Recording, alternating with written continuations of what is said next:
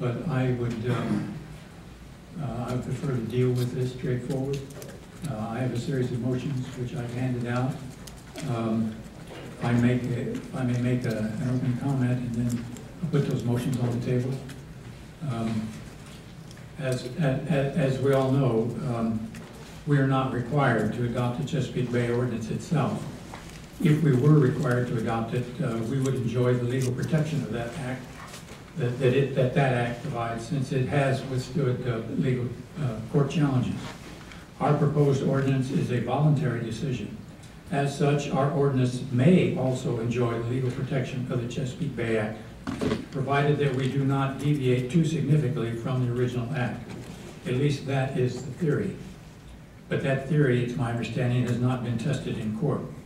We have finished an exhaustive review of the proposed ordinance and in fact have approved many significant deviations from the original act. In my opinion, those deviations, coupled with the proposed liberal grandfathering clause, led me to the conclusion that our proposed ordinances may not stand up to a legal challenge. We will soon hear from the state on whether or not it will mandate, either directly or indirectly, certain actions on our part in association with the Phase 2 WIP. I believe that an ordinance in response to a mandate will carry much more weight in court. However, there are actions that we can take immediately while we wait for direction from the state. I therefore propose the following motions. I have 5 or 6 of them. I suspect that they will be separated, Mr. Chairman, so I will just read them. I move that the board suspend discussions on proposed Chesapeake Preservation Ordinance until such time as the state completes the Phase 2 WIP and local requirements are determined. And I further move that the board proceed with the implementation of the voluntary riparian buffer incentives program developed by the Transportation Land Use Committees and presented to the board at its March 1st meeting.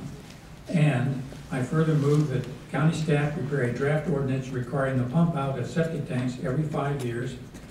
And I'm changing the words on this next one from what you have in front of you.